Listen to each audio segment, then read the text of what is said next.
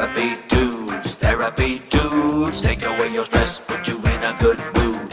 If you had them over, they would eat up all your food. It's time for therapy dudes. Andre, good to see you. Good to see you, Dan. We are the therapy dudes coming at you in March. By the time you get this one, it'll be mid-March Or the next month, or the April. next month. No, I think we're lined up to have it be before April for sure. Okay. But this talk is about burnout, overload, like having all these irritations and just endless stresses going on in our life and how to kind of accurately manage them. And Yeah. this is great because I just did a talk on anxiety, so it's fresh on my mind. I know we have a good Dear Andre segment, and I would love to just dig into that one. Um, Also, Boulder Psychological Services is a great resource. They've been our sponsor, and they can be very helpful to you. You can check out boulderpsychologicalservices.com for all your therapy needs. And I would encourage you just to check it out. There's lots of articles and insights on there, in addition to therapists and a provider search option if you need it. I really kind of want to do the terrible Dear Andre intro. Okay. Okay. Ready for it? I'm ready for it. Okay. I apologize in advance to our viewers. Dear Andre. Oh my Dear God. Andre. I don't like Andre. Oh my gosh, so good. Oh wow, we need to delete that immediately. So good. All right, the Dear Andre segment, as you know, is where we read over a Dear Abby and see how Andre would respond. Okay. And then if it's, similar to what Abby said. So, Dear Abby, I feel like I am constantly being pulled in too many directions, and I do not know how to handle it anymore. Between work, raising kids, caring for aging parents, and trying to keep some sort of social life, I am stretched so thin that I'm starting to feel resentful. Oh my gosh, Andre, did you write this? I was just thinking that. Like, what? My friends and family all seem to assume that I will say yes whenever they need something, whether it's babysitting, covering an extra shift, or hosting yet another family get together. If I do say no, I am made to feel guilty, like I'm being selfish. The truth is, I'm exhausted. I want Yeah. to be there for the people I care about, but I also know I cannot keep running myself into the ground. How do I set boundaries without pushing people away or feeling like the bad guy? Andre, how do you set boundaries without I pushing me am away? I'm right there with this person. I mean, this has been a struggle. The last 2 years have been seemingly a nonstop roller coaster.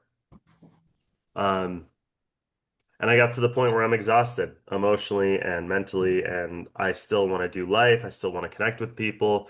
I still want to be a good parent. I want to be a good friend. Um, I want to be someone who is fully present and fully capable of taking on all the things that I would as someone who's one wing two on the Enneagram, which is basically a helper. Um, Wait, but I whoa, can't. whoa, what? One Yeah, one wing two? I know. I found out I was a one wing two a couple months ago, and that means Can you that explain what that means to the viewers and me? yeah. So the Enneagram is a personality test. It's broken up into, I think, 9 different personalities.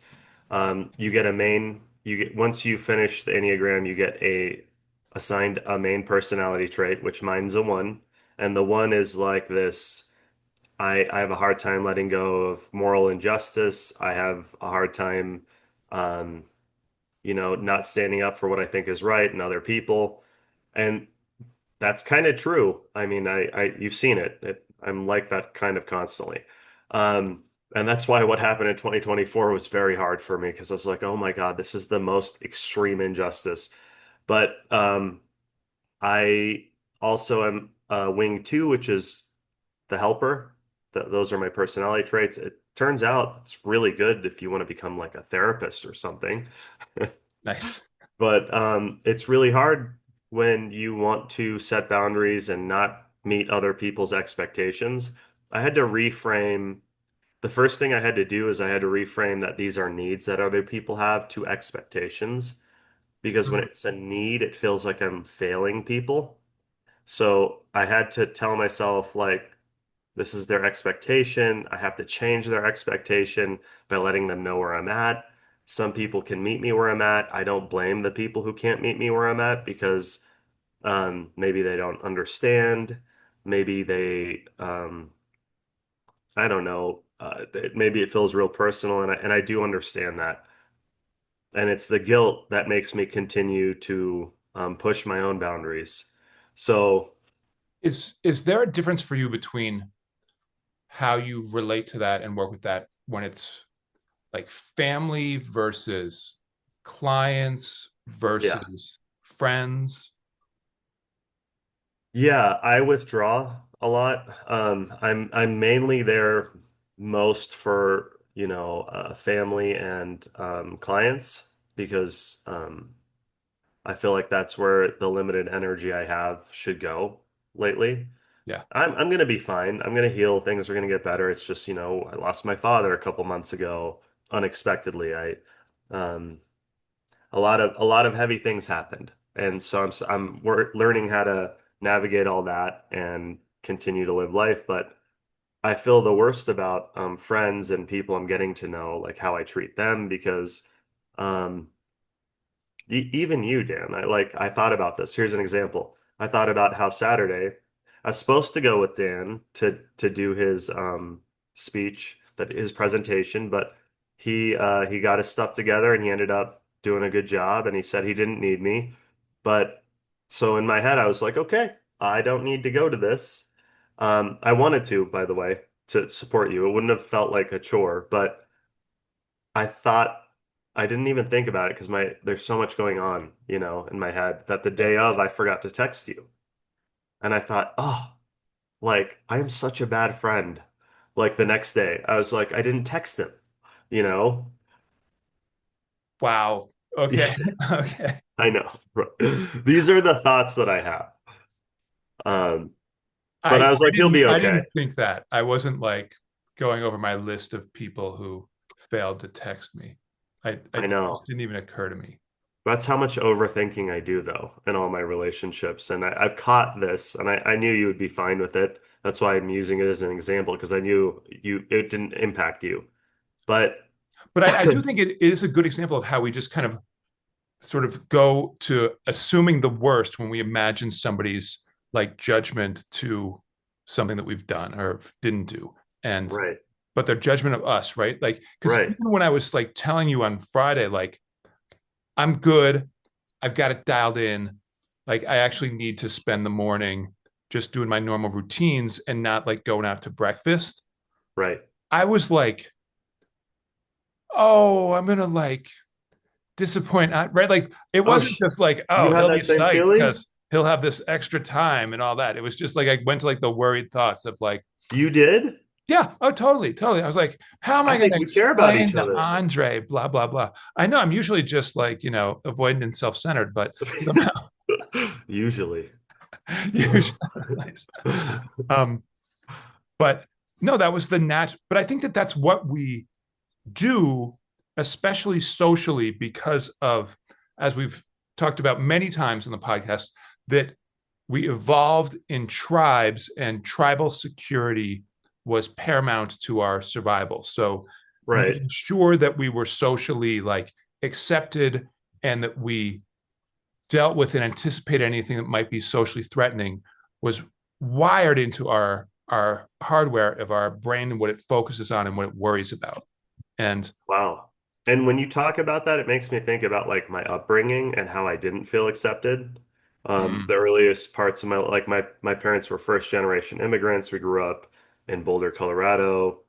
If anyone knows what Boulder, Colorado is, it's gotten a lot more diverse, and it's still very, very white. Um, but we just I just all right, I'll admit it. Everyone on this podcast is gonna hear it. I had a little unibrow when I was a kid, and my daughter has it a little bit, you know? And it was just such a distinct feature that I was picked on for it a lot, and I would tell my mom, "Fix this," and she'd be like, "It's beautiful. We're not going to touch it." Until one Oh, day, I just took a razor blade and just did it myself, and I ended up, getting it waxed for years. Now I don't have to do anything. It was just a few hairs in the middle of my eyebrows, yeah, but boy, do kids notice. And the point being is that we're talking about social acceptance and trying to detect if we can be um, a part of the pack and survive. And I think that that feeling as a kid has developed into fears as an adult for me, where I'm not even aware of it until I have a conversation like this with you, where it's like, oh, I'm worried that these people are gonna think I'm not enough or something like that, right? right, right, Or like I'm doing them dirty. But also I would feel really bad if I hurt your feelings by not being there for you, right? Like that's part of it. right. Well, and I have the reverse where like if I haven't talked to somebody in a while and I think, oh, I should like reach out and text this person, then like my immediate next thought is like this sense of like shame and how would I, explain that I haven't talked to them in a while. And it just like, there's all this resistance that comes up after the initial impulse that is like worried and sort of Yeah. playing out scenarios in my Well, mind of why do you have how. to justify why I think this is where a lot of people get caught. Why do we have to justify why we've been like not able to communicate for a little bit? Yeah. Well, in my talk on Saturday, we Mm, actually got into this in terms of the part of the brain that is doing this, right? So we have as a default, our brain will look for things that are potentially threatening socially, and then give us a hit, an emotional preview, as if that worried thought was actually like reality. right. Even if it's unrealistic, even if it's Yep. unlikely, right? It will come up emotionally, and then we have to like deal with the emotional fallout because emotions are real and what we feel is what we feel, and that part is like undeniable, even if the thought that brought it about isn't accurate. But Right. our like logical thinking and our ability to like apply that kind of critical reasoning to whatever it is that has caused the emotional fallout is like lagging behind, right? Like the emotions happen first, Yes. and then often we don't even really do the Understand critical why we're thinking, thinking the way we're right? thinking. Yeah, Yeah. we don't kind of like unwind it, and then we're just like, I feel bad, and then we just try to like escape that feeling. Right. No, I really like that you said our emotions are our emotions because a lot of people think that if you have something figured out, like logically, that somehow the emotions should follow. But that's not how triggers work. And it's Right. really complex why we feel the way we do. And this is why I think a lot of people struggle expressing their vulnerability because I don't know how many people can relate to this, but you're in a bad situation. You explain the situation to someone. They say, well, just do this. And you're like, "Ugh, yeah, it's not that. Like, I get why you would say that. That's not going to change all these other things behind here that keep me in this bad situation, right? Yeah. Like that you don't understand, you don't feel, you can't relate to. It's part of my history, it's part of my blueprints, the pains and wounds that I've carried my whole life. And I see this a lot with codependent people. I see this a lot with, it's happened in my life, I'm sure it's happened in yours. But the point I'm making is that like it, your pain is your pain. This is why it's important to validate someone's pain and understand because people aren't saying this hurts me because it doesn't hurt them. They're saying it hurts them because it hurts them, and it doesn't have to make sense to you. What helps someone is attunement, not not necessarily advice, right? And that's what we do in therapy is we help people come to their own conclusions, figure things out on their own, right? Um, No, I try to help them map out what's going on in the brain.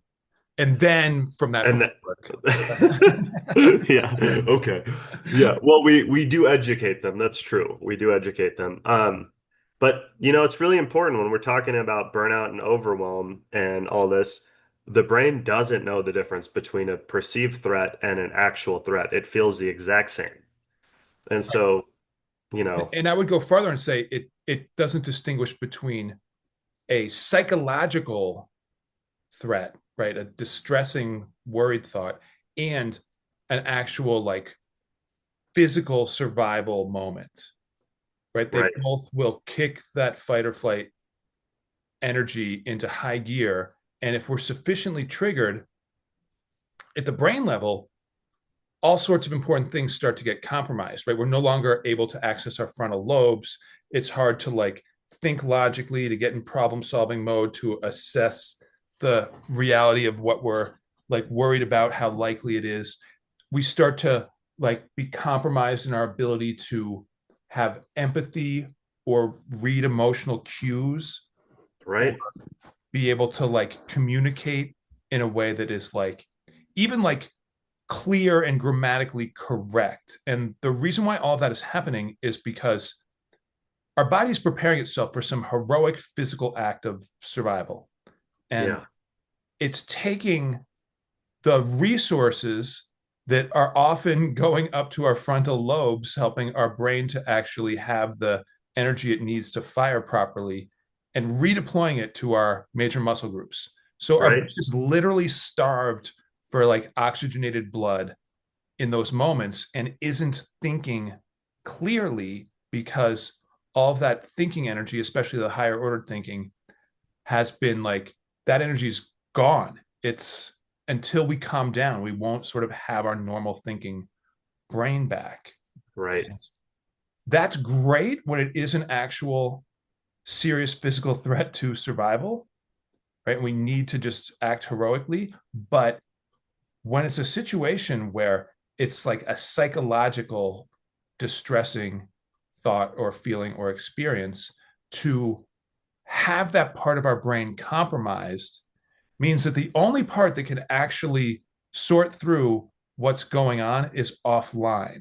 So absolutely. until we chill out, we're We gotta, right. yeah, And you often, have to learn how to regulate your hijacked nervous system. yes, right. So it's like, all right, there's a certain like just baseline validity to what our emotional experience is, but there's also a truth that like when we are sufficiently emotionally triggered, we're not going to be able to go into like problem solving mode and have like a reasonable way to kind of logically think through stuff and manage a situation. So the first step is what you said, regulating, right? We have to chill ourselves out Yeah. so we can get our brain back.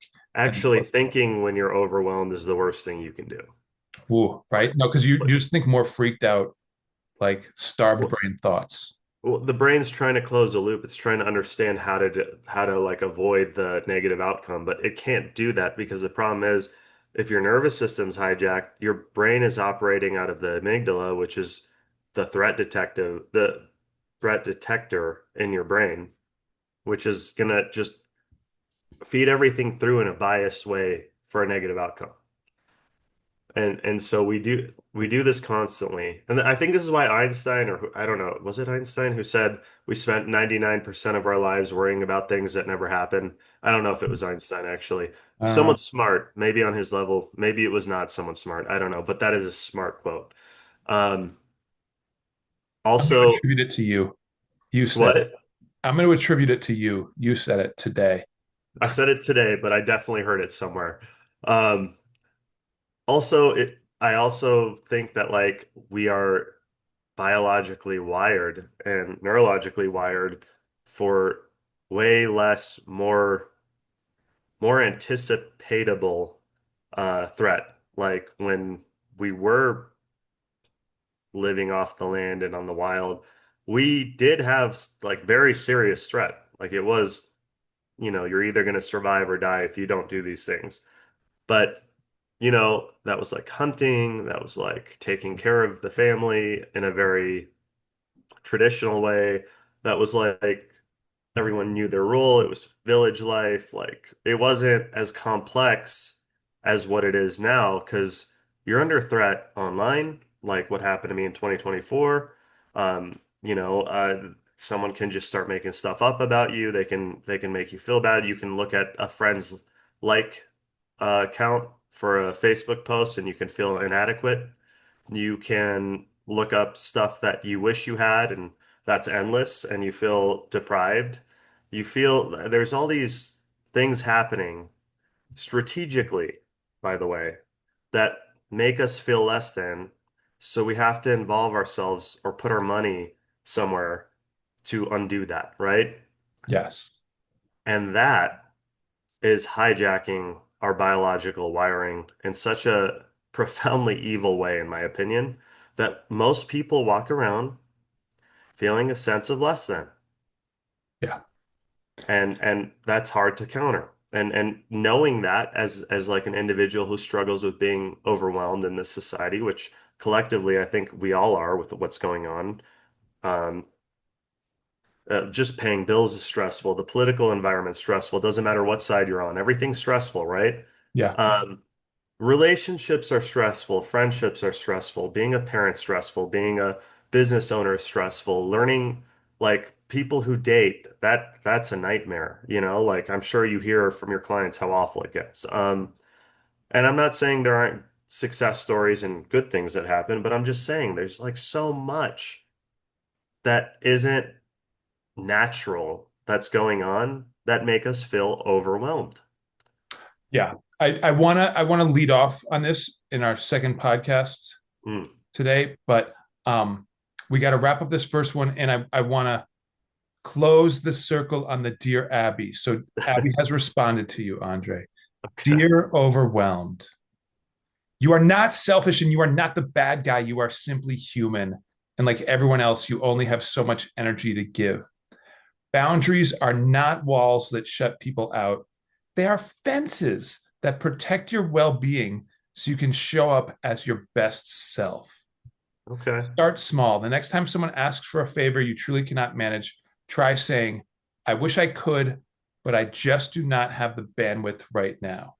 Right. So she reframes it into fences protecting your well being and then rehearses something that you could say in those situations so that when the moment comes up, you're not kind of caught in an old habitual pattern. I like it, actually. Nice. All right. I know we got to wrap. I'm so excited to sabotage our ending song here. No, don't do it. Please like, subscribe. We already had the bad Dear Oh, I Andre just wanted song. to play it one more time. Oh, don't hurt I people. can't. Don't hurt people, Dan. We got to delete that. Get Oh, rid of it. oh, okay. Thank you. Therapy dudes, take away your stress, put you in a good mood. If you had them over, they would eat up all your food. It's time for therapy dudes. Therapy dudes, take away your stress, put you in a good mood. Listen to them anytime you're coming unglued. Time for Sorry. Oh my God. And now I can't even find the stop button.